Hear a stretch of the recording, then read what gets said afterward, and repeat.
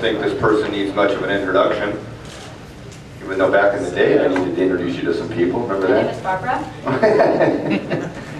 Back in the day I needed to introduce you to a few people. You introduced me to a lot of a few people, because you got me in the newspapers and magazines before anyone barely knew my name. When you Before were, I was even a race car driver here in the U.S. that's true. We did okay Don't laugh, together. folks. We did okay together. But I'm I'll glad you're here. introduce you. No, come on. Anyway, Miss Danica Patrick is here, and probably the busiest race car driver around right now between all the things you're doing. So you come to Baltimore, and we don't exactly get started on time, but I think they're running now, so that's great. Yeah. When you first came here to this, now did you look at a simulation, or did you look at any virtual or anything? Did you have any idea what the track was going to be like? No, I didn't, and I think that sometimes the virtuals are good, sometimes they're not, but you know, the track walks are the best because you can actually get a real visual for what it looks like, and so those are important to do, especially on a new track, so that's what I was doing yesterday. Although it was a little complicated to get a real rhythm to the track because there was, you know, public cars out there and steamrollers in certain places, but you know, I got a little bit of visual of it. I think everybody's been pretty excited about this event. I mean, it can really be like we talked about being the East Coast Long Beach with all the excitement about it. Now, from a driver standpoint, you're probably a little apprehensive coming in just because you've never been here before. But now the next few races, you're going to all new tracks. I mean, let's go. Well, I think that anytime we go to a new venue in a new city, I always feel like there's a great crowd and a lot of excitement, and it's our chance to capitalize on a new market and captivate them and entertain them and get them excited about coming back for the next time.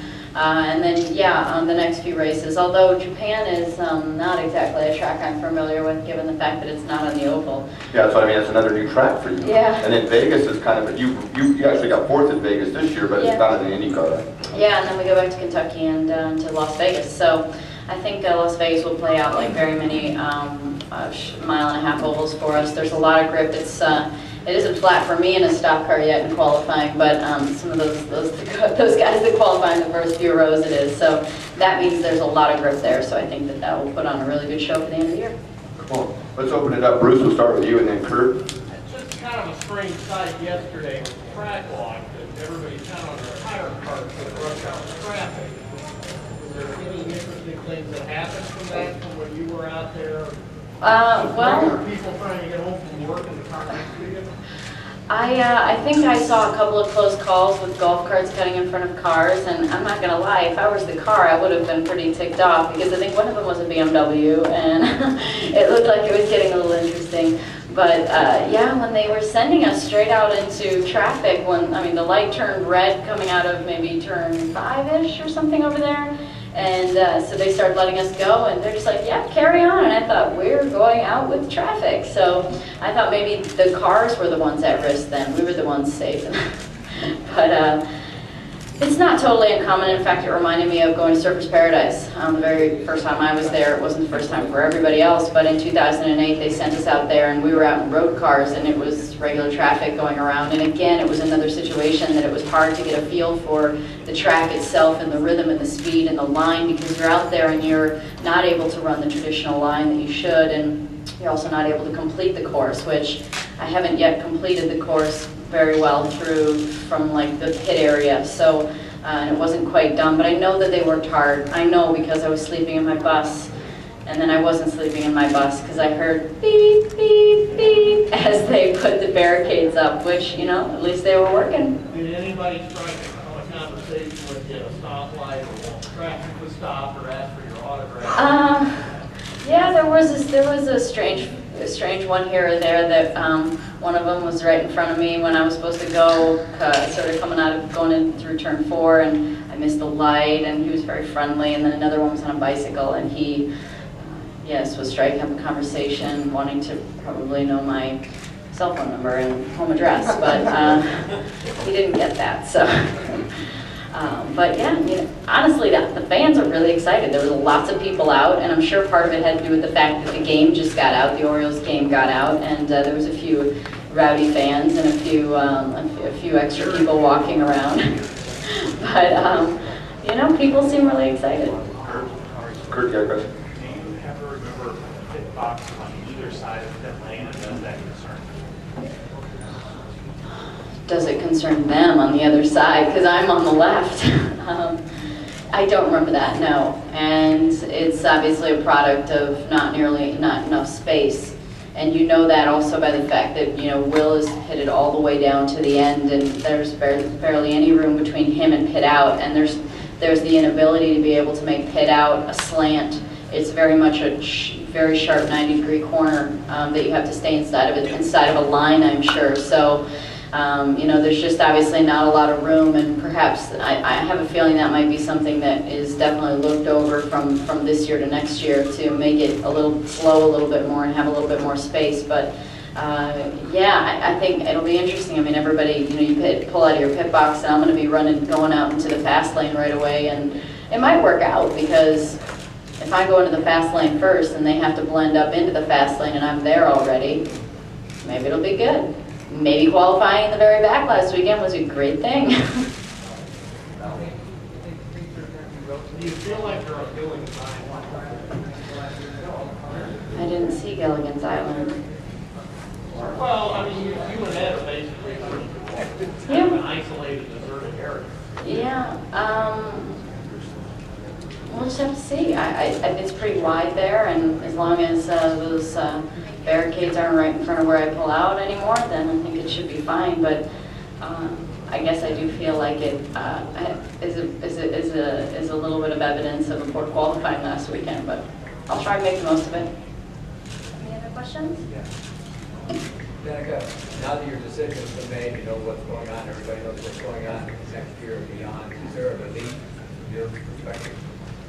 For sure. I feel relieved that I don't have to sort of skirt the question, and I feel glad that you guys don't have to ask me the question anymore, because believe it or not, I really do feel bad when I have to give you guys the same answers, and I feel really boring and very predictable. But you know, I'm excited that we can have a change in the news, and you know, we can let the performances be, you know, good performances be something to talk about, and then also things for the future. And you know, one of those obviously being going to NASCAR and actually talking about it is exciting. So yeah, it was a process, but I think a lot of people are probably glad they don't have to be asking the same questions over and over again, and I'm glad I don't have to answer them. 3 more.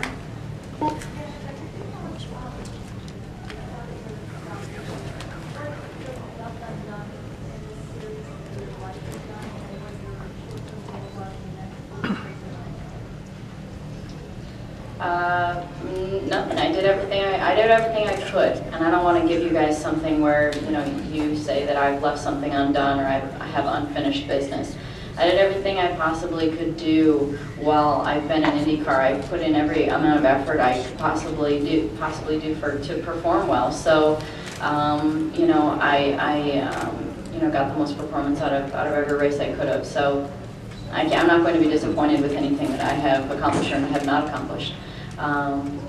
I guess in generalities, if I could have won every single race, that would have been great, but that's not realistic. So, you know, in the short term, it's coming down to the end of the season, and you know, we've got a couple races left. It'd be great to win one before the end of the season, and I think my best chances are probably Kentucky and Vegas. But one unique thing is street courses are one of those things where anything can happen.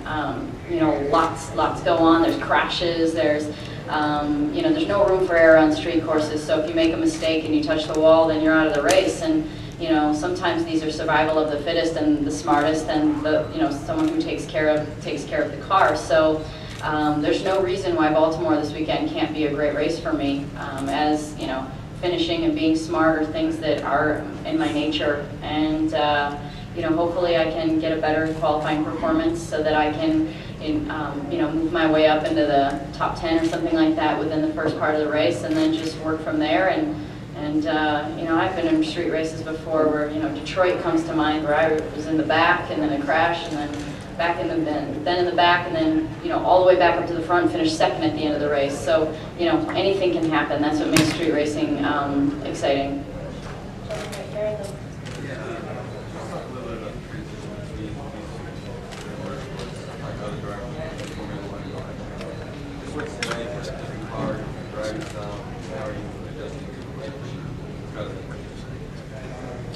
stock cars and IndyCars?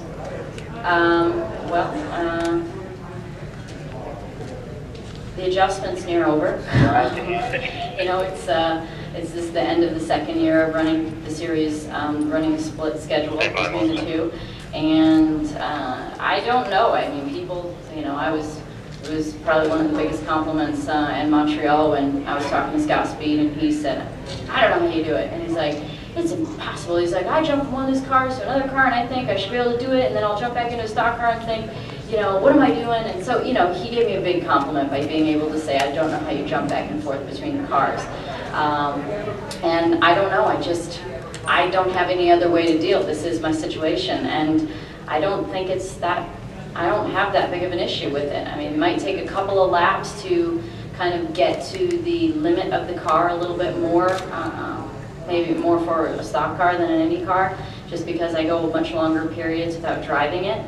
But other than that, it's just the fit of it, and you know, that's about it. Just getting comfortable in the different seating position and getting to the limit of the car. Danica, what do you think about Baltimore, your experience in the past and from what you've seen so far on your visit? Do you think the city for the next 5 years can handle a race? The city and its organizers can handle this sort of thing? Sure. There have been lots of cities that have done a great job with street racing, and I don't see any reason why Baltimore can't be capable of the same thing. So, anytime you have a first event, it's always there's always unexpected situations, and I'm sure that whether it's traffic or pit lane flow or you know, railroad tracks, I'm sure that the city will adapt, and they've done a great job of getting to this point, but it's inevitable that there are going to be little tweaks that need to happen after the first event because there are always unforeseen things that you need to deal with and change. So I'm sure that they can have a great event. They just have to work hard at it. And we'll finish with Bruce. Because of that, how anxious was this morning when, you know, there's a big crowd here and everybody's kind of got to wait until the track to go? Well, I was sitting down for breakfast in my robe, and then I stayed in my robe for about another 4 more hours. So it wasn't too bad, I can't lie. I was a little bit then concerned when I looked at my watch and it's noon and nobody's running, and it's supposed to be noon when people start running, but I think that there's definitely a responsibility. I mean, I was thinking in my head, what if we just didn't run and we let them work on the track and get it done and get it prepared properly if for some reason they've compromised on anything. And then I think to myself, well, you have promoters and you have a track and you sold tickets for today, and what do you do about that then? So we need to run, and that's what we're going to do. And how's the chicane fault going? I mean, that looks like it could be potentially a good launch for that. Yeah, I remember, again, Surfers Paradise comes to mind. Massive curves there, and there was a very fast chicane out in the back section of the track. This one will be extremely slow, but there was a very fast chicane on the back side, and the curves were so big that it wasn't one of those things where you tried to make it work. If you for some reason thought you weren't going to make the corner and hit the curve, then you just went straight and you avoided it entirely. So I think there's going to be a fair amount of that. I'm sure there's going to be lots of lockups that result in going straight because it looks very tight and things get way smaller when you're out there in the car and at speed. So the good thing is they just put them up yesterday, and perhaps if something was that difficult, they could maybe change it. Thank you. Thank you.